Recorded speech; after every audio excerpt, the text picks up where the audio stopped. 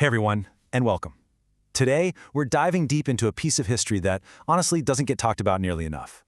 We're looking at the entire century of rebellion that really set the stage for one of the most famous uprisings in India's past. Let's get right into it.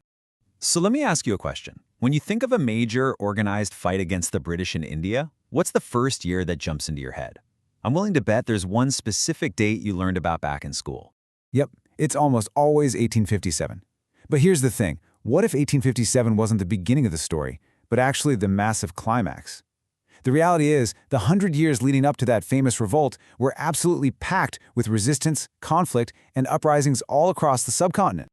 So we're going to go beyond 1857. We're going to see how that massive revolt wasn't just some sudden, out-of-the-blue event. Nope, it was the culmination of something much bigger, a long-running phenomenon that historians call people's resistance. Okay, so what exactly does that mean, people's resistance? Well, think of it as this big umbrella term. It covers all these different movements from practically every corner of Indian society. We're talking peasants, artisans, tribal communities, the old ruling classes, even religious figures, basically anyone whose life was turned upside down by foreign rule. So let's break that down a bit more. Who exactly were these people fighting back for over a century? Well, when you look at the list, the sheer diversity of it is pretty astounding. I mean, just look at this coalition. It's like a snapshot of the entire society. You've got the peasants who were losing their land, the artisans whose entire livelihoods were being destroyed. You had tribal communities seeing their ancestral forests just taken away. And then you have the old guard, the local rulers, the zamindars, the military folks, all fighting to get back what they'd lost. And right there with them, you had religious leaders, pundits and Maulvis, often providing the moral justification for the fight. Okay, so what on earth could bring all these different people together? You know, a peasant and a local prince don't exactly have a lot in common on a normal day. Well, it turns out they all had problems that stemmed from the very same source, the East India Company and its policies. And this right here, this gives you an idea of the sheer scale of the disruption. Before the British, you had these complex, long-standing local economies and systems.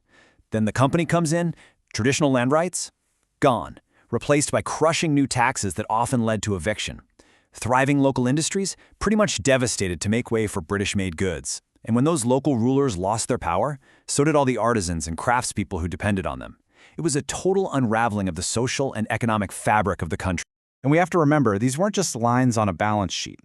This meant real people were getting kicked off their land. It meant skilled weavers had to abandon their craft and try to become farmers. For the old elites, it was a total loss of power and respect. And kind of bubbling under all of it was this deep resentment of being ruled by foreigners who, frankly, looked down on them. Okay, so that's the theory.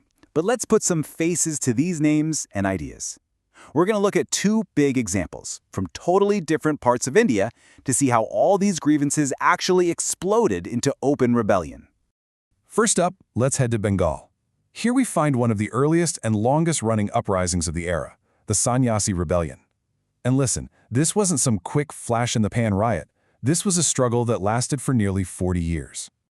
The rebels here were this incredible mix of people. You had peasants who'd been thrown off their land, soldiers from disbanded local armies with nowhere to go, and landlords who'd been stripped of their power. They were all driven by sheer economic desperation, and they organized themselves to raid company storehouses and treasuries just to survive. And this is what's so fascinating. This quote right here points to a key feature of so many of these early rebellions. When faced with a common enemy, religious lines often blurred.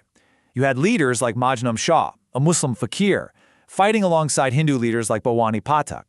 And what's more, women played a huge role too. Leaders like Debi Chandra Rani became absolute legends in this fight. All right, now let's take a trip way down south, far away from Bengal.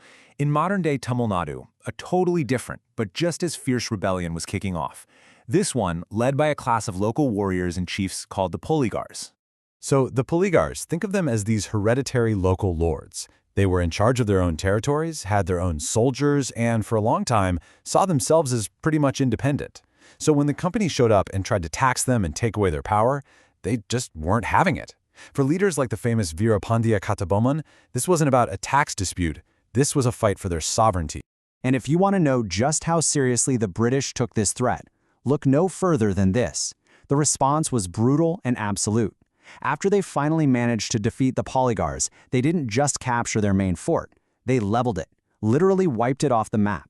They even erased its name from their official records, as if to extinguish the very memory of the rebellion. That's how much this revolt shook them. So, we've seen a rebellion in the east, led by religious figures and peasants, and another one in the south, led by warrior chiefs. What's the big takeaway here? What connects these two? This right here is the heart of it. A peasant in Bengal and a Poligar chief in Tamil Nadu, they lived in completely different worlds. Their immediate problems were different, but ultimately, all their struggles converged on one single powerful goal: to get rid of the foreign power that was the root cause of all their problems. And remember, the Sanyasi and Poligar Revolts are just two examples of dozens. There were uprisings happening everywhere, from Assam to Palama. These weren't just isolated sparks. This was a continuous chain of resistance, a constant drumbeat of rebellion that echoed across the subcontinent for an entire century before 1857. And so that really brings us to our final thought. Knowing that the fight didn't just start in 1857, knowing that it was this constant 100-year struggle that involved literally every part of Indian society, that changes the whole picture, doesn't it? It reframes the journey to independence not as something that started with one big revolt, but as the final chapter in a much, much longer story of resistance.